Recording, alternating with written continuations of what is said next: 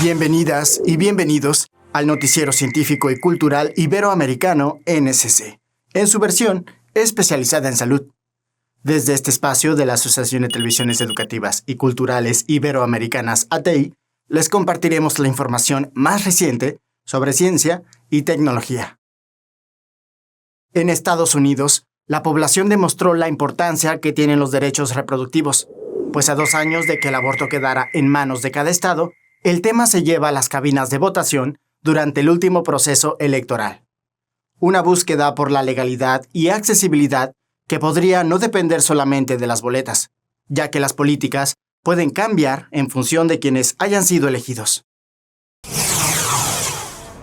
El derecho al aborto ganó en varios estados estadounidenses. Los votantes de Arizona se pronunciaron por modificar la constitución estatal para restablecer la posibilidad de realizar un aborto hasta la viabilidad del feto alrededor de las 24 semanas de embarazo, en lugar de 15 en la actualidad. En Missouri, que contaba con una de las prohibiciones de aborto más estrictas del país, sin ninguna excepción, en caso de violación o incesto, el cambio será aún más marcado. Los electores aprobaron una enmienda a su constitución a fin de autorizar las interrupciones voluntarias de embarazo hasta la viabilidad del feto. Sin embargo, en Florida, el tercer estado más poblado del país, no se aprobó una enmienda que también apuntaba a restablecer la posibilidad de abortar hasta la viabilidad del feto, frente al límite actual de 6 semanas, cuando muchas mujeres ni siquiera saben que están embarazadas. Según los medios, el 57% de los votantes se pronunciaron a favor de la medida, que necesitaba un 60% para ser adoptada. Esto constituye el primer fracaso de un escrutinio directo sobre el aborto en Estados Unidos desde que la Suprema Corte anuló en 2022 la protección federal de ese derecho. El tema fue colocado en el centro de la campaña electoral por la demócrata Kamala Harris, que se presentó como una defensora de los derechos de las mujeres frente al republicano Donald Trump.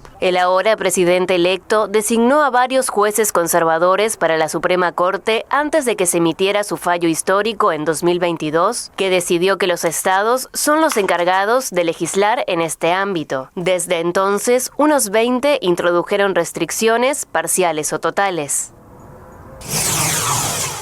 Las técnicas moleculares son métodos de laboratorio que transforman el estudio de los microorganismos, permitiendo analizar con gran precisión las partículas más pequeñas que los componen. Esto ayuda a conocer más sobre virus, bacterias, hongos y parásitos, además de revelar cómo interactúan estos patógenos con el entorno, los seres humanos y medicamentos. En nuestro país ha aumentado la tuberculosis un 5% de nuevos casos y un 5% de muertes actualmente, según reportes por la Organización Mundial de la Salud. Buenos días, bienvenidos al Laboratorio de Microbiología Molecular. Yo soy el doctor Jorge Francisco Serna Cortés y la línea de investigación es el estudio de micobacterias patógenas y no patógenas. Estamos en la Escuela Nacional de Ciencias Biológicas, en el Departamento de Microbiología. Este laboratorio además alberga la Academia de Biología Molecular, que se les da a los QVPs, porque es donde los alumnos aprenden a extraer el DNA, a expresar genes, hacer métodos de diagnóstico de expresión de genes, que es fundamental, por ejemplo, para el diagnóstico de la COVID-19. Los químicos que aprendieron de la biología molecular aquí en esta academia, ahora todos están trabajando en laboratorios y están haciendo diagnóstico de COVID. En este laboratorio, además trabajamos con micobacterias. Lo que hacemos es estudios clínicos. Estamos identificando las micobacterias que están produciendo tuberculosis y micobacteriosis. Estamos identificando la resistencia a los principales fármacos y estamos evaluando la diversidad genética para identificar genotipos que se están distribuyendo entre la población afectada. Eso nos va a originar el desarrollo de políticas de salud pública para contener o tratar de contener la infección de la tuberculosis y evitar con ello la muerte de los pacientes.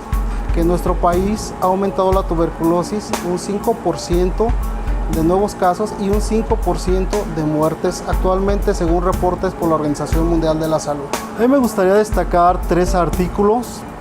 2 artículos que se hicieron en pacientes con VIH. Uno es la determinación de la drogoresistencia y otro es la diversidad genética, donde planteamos estrategias para tratar de contener la propagación de las cepas. Y otro artículo que también es relevante es la evaluación microbiológica de los hielos empaquetados. Esos hielos que compramos para todas las fiestas, estamos observando que tuvimos una mala calidad en alrededor de más de 40% de las muestras y además contenían micobacterias que se han asociado a pseudobrotes y a brotes. Estamos trabajando ahorita en evaluar la diversidad genética de cepas de Mycobacterium tuberculosis en diferentes poblaciones. También se están desarrollando, el alumno de doctorado está desarrollando algún método para identificar a Mycobacterium tuberculosis de manera muy rápida. Al comer, las elecciones alimentarias están determinadas por una combinación de factores, algunos bastante particulares. Desde el hambre y las preferencias personales, hasta la cultura y la economía moldean lo que comemos y cómo lo hacemos. El estudio de estos aspectos ayuda a explicar nuestros hábitos, pero también da la oportunidad de elegir mejor los alimentos que consumimos. ¿Comemos solo por hambre? Desde la diabetes hasta la caries, pasando por la anemia y dificultades de aprendizaje, gran parte de las enfermedades que padecemos están relacionadas con 2 problemas de alimentación: la obesidad y la desnutrición. Por eso es necesario entender cómo nos alimentamos. Es importante comer bien, y no solo saber el efecto que tienen los alimentos en nuestro cuerpo, sino cómo elegimos lo que comemos y por qué comemos, porque no solo comemos por hambre. Tradicionalmente, las ciencias han abordado los asuntos alimentarios individualmente. Intentan resolver el problema mediante un modelo, una terapia, una píldora. Estos son algunos modelos o explicaciones acerca de cómo regulamos lo que nos comemos. Los que afirman que la cantidad de azúcar, grasa o proteína que tiene nuestro cuerpo es la que define cuánta hambre nos da y cuándo nos sentimos saciados. Otros sostienen que el factor más importante son las hormonas, como la insulina y la hormona del crecimiento. Está comprobado que ciertas lesiones cerebrales, especialmente en el hipotálamo, producen más ganas de comer o, de plano, eliminan el hambre. Otro modelo afirma que tenemos una especie de termostato o punto de ajuste que hace que variemos nuestra dieta para mantener nuestro peso. Sin duda todos estos factores son importantes, pero no explican la siguiente escena. Estás cenando en casa de tu abuelita. Ya te echaste el tremendo mole que preparó. Tus niveles de glucosa y proteína están perfectos. Tu insulina tiene trabajo para rato y no tienes ninguna lesión cerebral. Y tu abue te pone en la mesa el flan napolitano que te hacía cuando eras niño. Y para colmo, te hace esa mirada como de: si no te lo comes es que no me quieres. ¿A poco lo vas a despreciar? Queda claro que la biología se queda corta para explicar por qué accediste. Para entender el comportamiento alimentario se requiere la cooperación de varias disciplinas. Pero, ¿qué es el comportamiento alimentario? Simplemente es todo lo que hace un organismo para alimentarse. Buscar comida, escogerla, guardarla, decidir en qué cantidad consumirla, con quién la comemos y hasta cómo vamos al baño. Y cada una de estas actividades es muy diferente en cada cultura, familia e individuo. Es fácil ver entonces que en el comportamiento alimentario entran en juego factores como los bioquímicos de la composición de los alimentos y biológicos cuando estos alimentos interactúan con nuestro cuerpo, pero también psicológicos, ya que se trata de conductas y hábitos que desarrollamos, e incluso antropológicos y sociológicos, porque esas conductas dependen de nuestras tradiciones y cultura. Sería muy útil abordar lo alimentario desde una postura integradora. Un par de ejemplos científicos que demuestran que no solo es el hambre la que decide cuánto comemos. ¿Sabes lo que es el efecto buffet? Un estudio realizado en el SICAN del CUSUR de la Universidad de Guadalajara mostró que las personas consumen más alimentos si estos tienen colores, formas y sabores diferentes, aunque sean iguales en sus características nutritivas. Más sorprendente aún es que, al preguntarles, muchos no se daban cuenta de que habían comido más. Otro estudio, también del SICAN, mostró que las personas cambian su conducta al comer si están en presencia del otro sexo. Se llama el efecto EVA.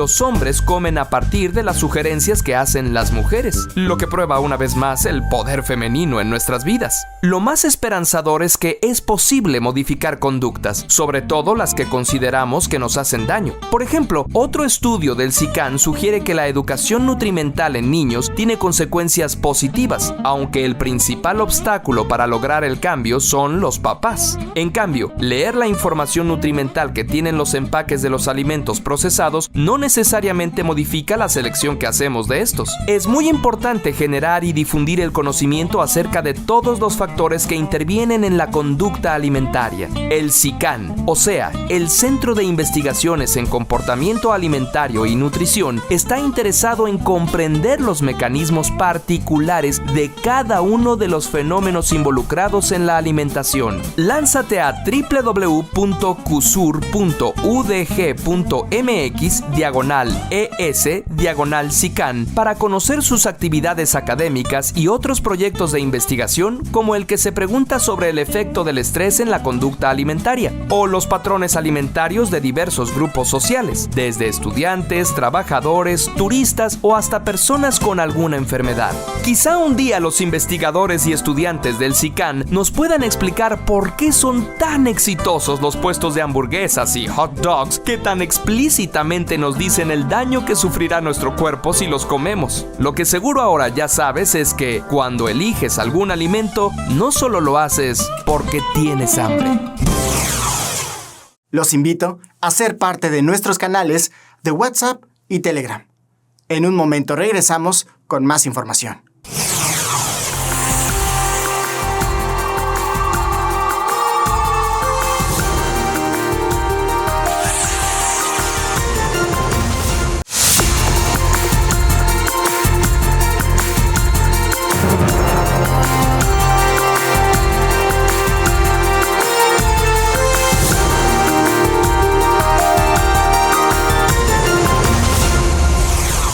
El cuerpo puede sufrir bastante con la falta de movimiento, pues estamos diseñados para movernos.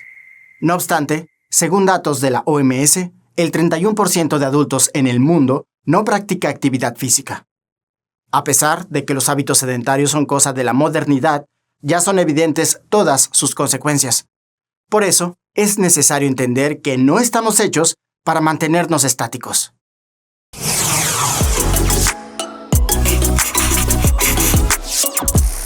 Physical activity helps us shed those excess kilos and maintain our desired weight, and it helps us lower elevated cholesterol levels and blood pressure rates. It strengthens our muscles and makes them more sensitive to insulin, which protects us from diabetes. This also halts the progression of arteriosclerosis, the narrowing and hardening of our arteries, which further protects us from heart attacks, strokes, and the like. And even if our arteries are already narrowed, exercise helps bridge these bottlenecks with new blood vessels. So, in a way, sport can encourage your body to create its own natural bypasses. Exercise is not only good for our bodies, but also for our minds and souls. It stimulates our creativity and learning ability and is the best antidote to stress, a great sleeping aid, and an excellent antidepressant. Las enfermedades poco frecuentes representan uno de los mayores retos para la medicina de nuestros tiempos. Su baja prevalencia y alta complejidad dificultan el diagnóstico temprano y el desarrollo de tratamientos. Por su parte, avances en genética y biotecnología están abriendo nuevas posibilidades para padecimientos que afectan a un número reducido de personas, como el siguiente. En esta ocasión vamos a hablar del tema de la amiloidosis, que se conoce como una enfermedad relativamente rara, con una incidencia global de una persona por cada 95,000. Podemos decir que esta enfermedad se da por un acúmulo de proteínas, una proteína llamada amiloide, que llega a insertarse en ciertos órganos. Hay diferentes síntomas dependiendo el órgano afectado. Podemos decir que de los órganos principalmente afectados, primero es el riñón, puede ser el corazón en segunda instancia, el sistema digestivo, vejiga, etc. Desafortunadamente para esta patología no hay un tratamiento como tal, simplemente nos basamos en la afectación de cada órgano y de acuerdo a los síntomas que presente el paciente es el tratamiento que podemos llamar sintomático o en algunas ocasiones ciertas quimioterapias que disminuyen el trastorno de estas proteínas. La amiloidosis generalmente se clasifica en amiloidosis primaria o amiloidosis secundaria. En esta segunda puede estar relacionada con ciertas patologías como pueden ser la tuberculosis, osteomielitis, que es una enfermedad en los huesos, una infección, o lepra. Obviamente en estas, tratando la infección o la afección principal, podemos disminuir los síntomas y podemos mejorar la progresión de esta enfermedad. Desafortunadamente el pronóstico de la amiloidosis puede ser grave.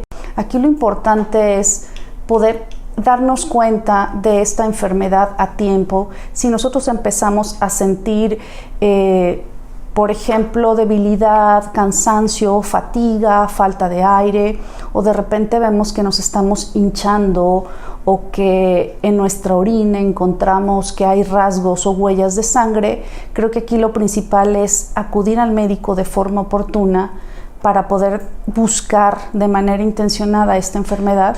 Como les dije, no es una enfermedad tan común y tenemos que hacer ciertos estudios dirigidos para el diagnóstico, entre los cuales son una biopsia del órgano afectado y si no es posible puede ser una biopsia del tejido graso del abdomen.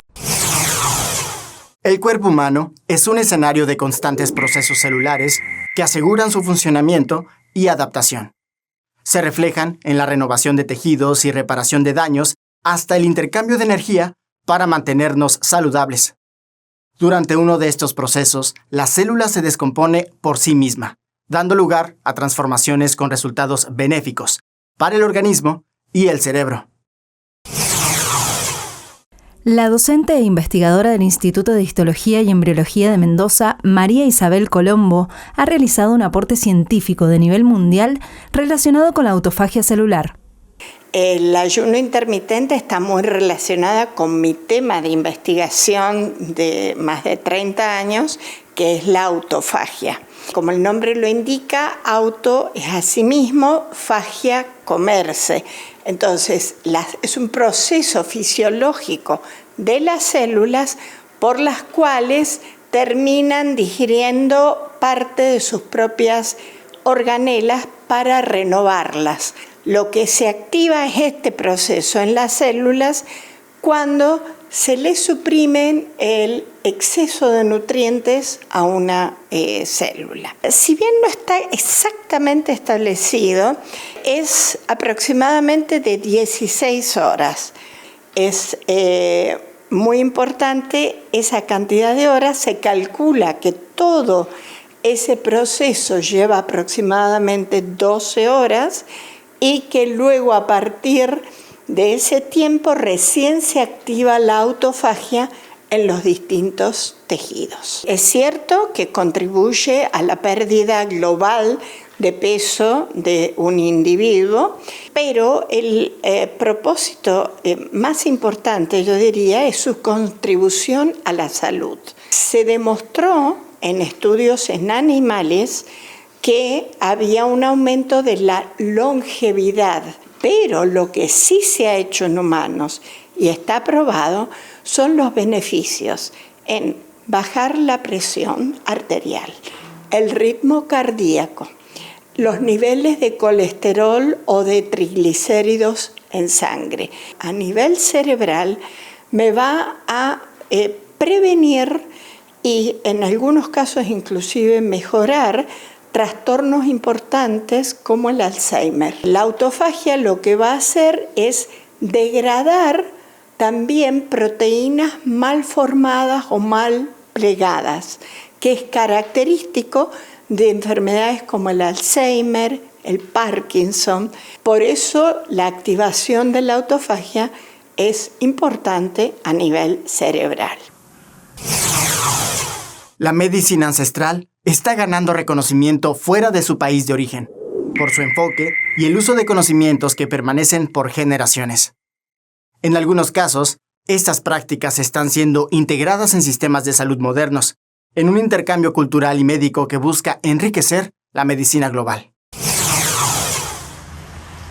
La medicina tradicional china fortalece su presencia en Argentina, donde cada vez más personas se interesan en su estudio para formarse de manera profesional y así poder brindar sus servicios y beneficios a la población.